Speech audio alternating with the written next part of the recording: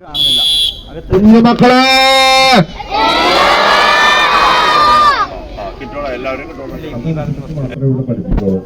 അപ്പൊ ഇന്നത്തെ കാര്യങ്ങള് ഇന്നത്തെ ക്ലാസ് കഴിഞ്ഞിട്ടാണ് ഞാൻ പറയുന്നത്. അവിടെ ഒരു ബോർഡ് കെട്ടിയിട്ടുണ്ടാവും. അതിനകത്ത് മഞ്ഞ ബോർഡ് നിങ്ങൾ വായിച്ച് മനസ്സിലാക്കുക. അങ്ങനെയുള്ള എല്ലാ കാര്യങ്ങളും വളരെ ചുരുക്കി എഴുതിയിട്ടുണ്ട്. ഇവിടുത്തെ കാര്യങ്ങൾ പുതിയ ആൾക്കാർക്ക് എല്ലാം ഇങ്ങനെ പറയാൻ പറ്റൂല. അത് കാരണം അവിടെ എഴുതിയിട്ടാണ്. അപ്പൊ എല്ലാവരും ഒന്ന് വായിക്കൂലേ? അത് വായിച്ചിട്ടല്ലേ പോവുള്ളൂ, അല്ലേ പോവുള്ളൂ? ആ, അപ്പൊ അത് വായിച്ചാൽ മാത്രമേ നിങ്ങൾക്ക് അറിയാൻ പറ്റുള്ളൂ ഇവിടുത്തെ കാര്യങ്ങൾ. വരുമ്പോ തുടങ്ങി കുറെ കാര്യങ്ങളുണ്ട്.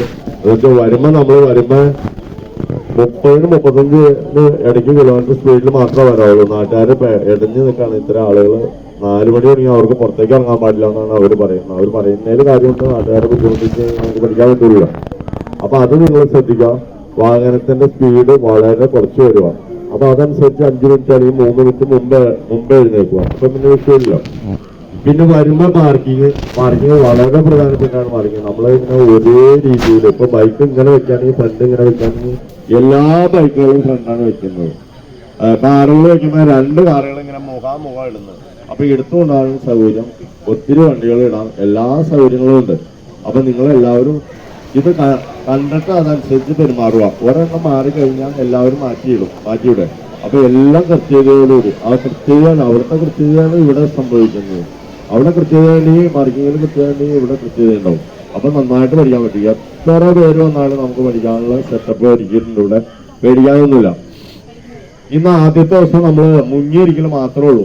വെള്ളത്തിൽ മുങ്ങിയിരിക്കും. വെള്ളത്തിൽ പിടിക്കും. ഇങ്ങനെ ഒരു പൈപ്പേ പിടിക്കും. ഒരു ചേമ്പറിൽ നിങ്ങൾ അവിടെ ഇറക്കി നിർത്തും. പൈപ്പേ പിടിക്കും. നമ്മൾ മുങ്ങിയിരിക്കും. മുങ്ങിയിരുന്നിട്ട് 1, 2, 3 60 വരെ എണ്ണും. 1, 2 അപ്പൊ എല്ലാവർക്കും എണ്ണാൻ പറ്റില്ല 60 വരെ. ചിലർക്ക് 5 വരെ എണ്ണാൻ പറ്റുള്ളൂ. ചിലർക്ക് 10 വരെ എണ്ണാൻ പറ്റുള്ളൂ. അപ്പൊ അത് മുങ്ങിയിരുന്ന എണ്ണുക. ശ്വാസം മുട്ടുമ്പോൾ എഴുന്നേൽക്കുക. വീണ്ടും മുങ്ങിയിരിക്കുക. ഇന്ന് മുങ്ങിയിരുന്നില്ലെങ്കിൽ പേടി മാറില്ല. നാളെ മുങ്ങിയിരിക്കുന്നവരും. അപ്പൊ ഇന്നെല്ലാവരും മുങ്ങിയിരിക്കോ? മുങ്ങിയിരിക്കൂലേ? എല്ലാവരും പറയണില്ലല്ലോ. പിള്ളേരൊന്നും പറയണില്ല. മുങ്ങിയിരിക്കൂലേ? വെള്ളത്തിന്റെ അടിയിൽ മുങ്ങിയിരുന്നിട്ട് എണ്ണണം. 1, 2, 3 ഇങ്ങനെ എണ്ണിക്കൊണ്ടിരിക്കണം.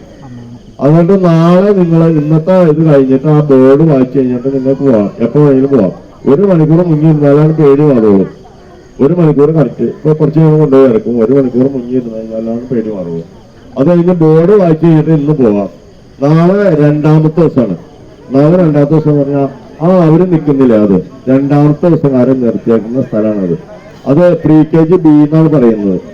അതായത് ചാടി പഠിക്കലാണ് 2ാമത്തെ ദിവസം. അപ്പൊ അതിന്റെ ഉള്ളിൽ കയറി നിൽക്കും. അത് നിൽക്കുന്നുണ്ടോ? അവര് 2ാം ദിവസക്കാരാണ്. അപ്പൊ അവര് ആ നടയമ ചാടിക്കൊണ്ടിരിക്കും. അത് നിങ്ങൾക്ക് ഇന്ന് കാണാൻ പറ്റും എങ്ങനെയാന്നുള്ളത്. അപ്പൊ അത് കൃത്യമായിട്ട് പാലിക്കുക. 2ാമത്തെ ദിവസം അവിടെ നിന്നാൽ മതി. അത് കഴിഞ്ഞ് അവിടെ നിന്ന് പാസ്സായാൽ മാത്രമാണ് 3ാമത്തെ ദിവസം. അതുപോലെ തന്നെ കാര്യം വെച്ചിട്ടുണ്ടായ ഏറ്റവും അപ്പുറത്ത് അത് 3ാമത്തെ ദിവസമാണ്.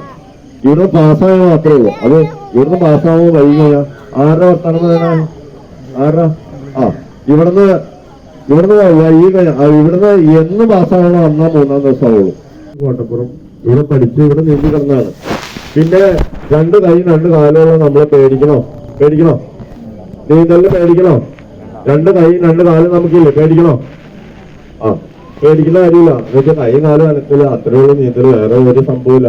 വെറുതെ വെള്ളത്തിൽ ഇങ്ങനെ കൈയും കാലും അനക്കല് മനസ്സിനെ പറഞ്ഞ് പഠിപ്പിക്കില്ല. അത് മാത്രമേ നീന്തലുള്ളൂ. അപ്പൊ അത്രയേ ഉള്ളൂ നീന്തല്. പിന്നെ കാഴ്ചയില്ലാത്ത നവനീത്, കാഴ്ചയില്ലാത്ത 3 വാർത്തകൾ നമ്മൾ ചെയ്യുന്നുണ്ട്. 11-കാര് 12-കാരൊക്കെ നീന്തി കിടന്നത്. 100% കാഴ്ച ഇല്ലാത്തവരാണ്. അപ്പൊ അത് വാർത്ത എടുത്ത് നോക്കിയാൽ അറിയാം.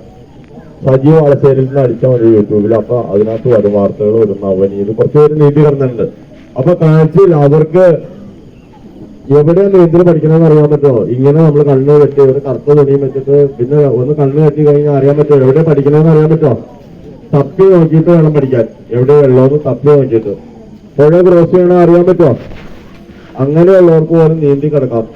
ആലോ പെരിയാറ് നീന്തി കിടക്കാം. നീന്തൽ പഠിക്കാം. അപ്പൊ നിങ്ങൾക്ക് പഠിക്കാൻ പറ്റൂലേ? പഠിക്കാൻ പറ്റുമോ? കാഴ്ച ഉണ്ടല്ലോ നിങ്ങൾക്ക്. കാഴ്ച ഉണ്ടല്ലോ നിങ്ങൾക്ക്. പുഴ കാണാലോ. പുഴ കാണാൻ പറ്റില്ലേ? എവിടെ പഠിക്കണോ, എവിടെ ഇറങ്ങാൻ പാടില്ല, എവിടെ ഇറങ്ങാം എന്നുള്ളത് നിങ്ങൾക്ക് അറിയാൻ പറ്റും. കാഴ്ച ഉള്ളതുകൊണ്ട്. അപ്പൊ കാഴ്ചയില്ലാത്തവരും പഠിക്കുന്നതാണ്. കാഴ്ചയില്ലാത്തവർ പോലും പഠിക്കുന്നതാണ് നീന്തൽ. അത്ര ലളിതമാണ്. ഈസിയാണ്. അപ്പൊ ഇവിടെ കാര്യങ്ങളെല്ലാം റെഡിയായോ? ഇവിടെ എല്ലാം റെഡിയായോ?